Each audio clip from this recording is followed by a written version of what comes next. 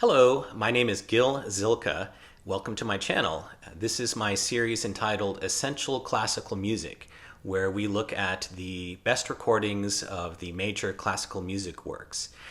This video is taken out of my larger video covering the major symphonies.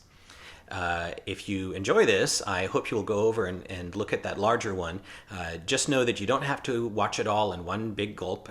It is divided into chapters. It's real easy to just click through and choose whichever symphony that you're curious about.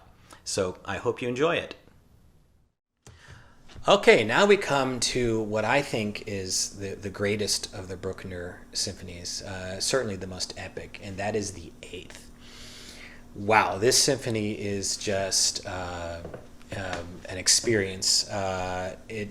First of all, I have to talk about the Adagio. It's maybe the most beautiful Adagio ever composed, and the whole thing is just a masterpiece. I'm going to recommend a lot of recordings for this one. First, I'm going to start with conductor we've not discussed yet, but a great Brucknerian. This is Günter Wand, and this is with the Berlin Philharmonic, recorded live in 2001. And Wand was, like Haitink, another conductor that wasn't as flashy, but he let the music unfold naturally, and that's what you get here. It's just this beautiful eloquence to this recording, this sort of inevitability to how everything unfolds.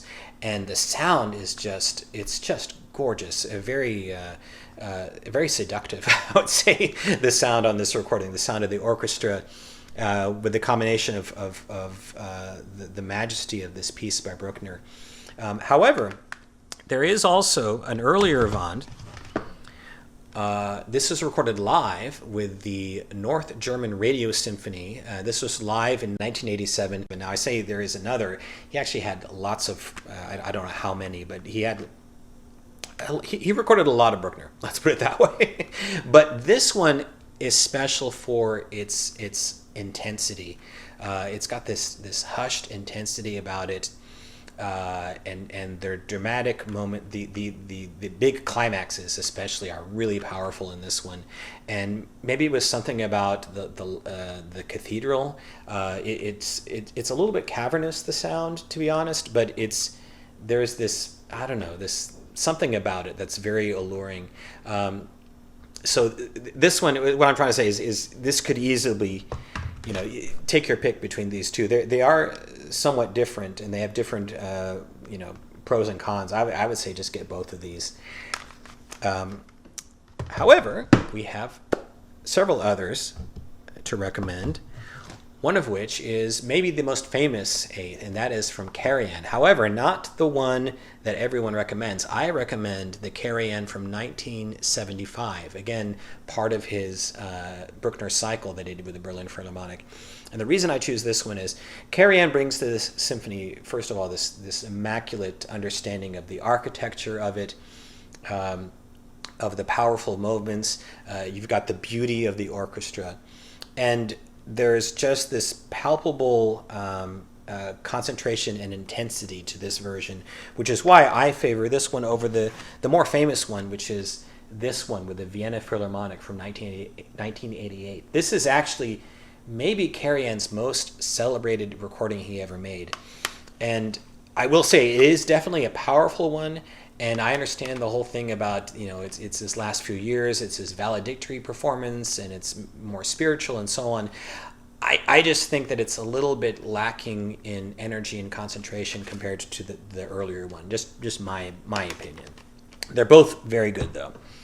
Now, another conductor known for his Bruckner Eighth is Carlo Maria Giulini. This is with the Vienna Philharmonic. This is recorded in 1984, so it's got excellent digital sound. Giulini was one of these more patient, spiritual conductors, more longer, more expansive, slower tempos, which works very well in the Eighth, and it has this power and majesty. So that's great. We also have Böhm and the Vienna Philharmonic. And once again, I have to say about Böhm, he has this way that just sounds natural. The beauty of the Vienna Philharmonic, the sound quality. Sometimes I want to say that this maybe should be the top choice for those reasons, that you hear the Bruckner Eighth in all its glory, and that's really all I have to say about this one. It's unfortunate we don't have a cycle of Bruckner from Boehm, because all his Bruckner was just wonderful. Now, a couple of somewhat newer recordings. I guess the 90s are now, what, 3 decades ago? So maybe not that new, but I still think of the 90s as kind of recent. This is I think it's 1996. This is Pierre Boulez with the Vienna Philharmonic.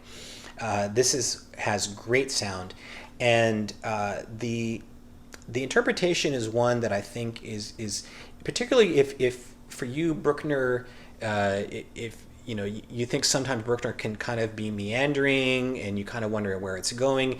Boulez's interpretation is very alert.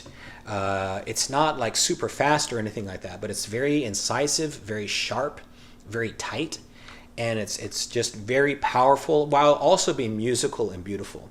So those are the virtues of that one. Maybe I'd say somewhat different from that is what you get from Christian Thielemann. This is with the Vienna Philharmonic. By the way, what was it, like 6, 7 Vienna Philharmonic recordings of the Eighth I'm recommending here. They really owned this piece. But this is from 2019, I believe, 2018 or 2019. And Thielemann is more of a slow building. He again, one of those that doesn't like hit you over the head. But there is a difference to the sound with Thielemann. It's more round, less like incisively sharp. And he was a master is, I'm so used to all these dead conductors, I forget. Thielemann, actually, I saw him conduct the Bruckner Eighth just last October with the Chicago Symphony, and that was memorable not just for being an amazing performance, but I then proposed to my now wife after the concert. So maybe I have a personal reason for recommending this, but I do have to say Thielemann has a special way, especially the way he builds these climaxes very patiently, very powerfully. He is also a Wagner specialist, so that plays into it as well. So that is definitely a recent recording worth seeking out. However, I have to go back to Furtwängler, and in this case, I really mean it. This is, for me, the Desert Island Bruckner Eighth, and one of the Desert Island Symphony recordings overall that I know of. This is his Vienna Philharmonic 1944 recording, and one thing about this one is the sound is actually really good for 1944. It's not fuzzy at all. It's fairly clear. It's not going to be as full as a modern recording, of course, but it's pretty good. And this one is just one of those intense hypnotic performances where the orchestra and Furtwängler are just in this zone. It's like they know exactly what they're doing, and it's every phrase is imbued with emotion, and it's just a devastating performance. Definitely one that you have to hear. Thanks for watching. I hope you enjoyed this video. And if you did, I hope you'll also take time to click the like and subscribe buttons. And with that, I want to wish you all a great day and happy listening.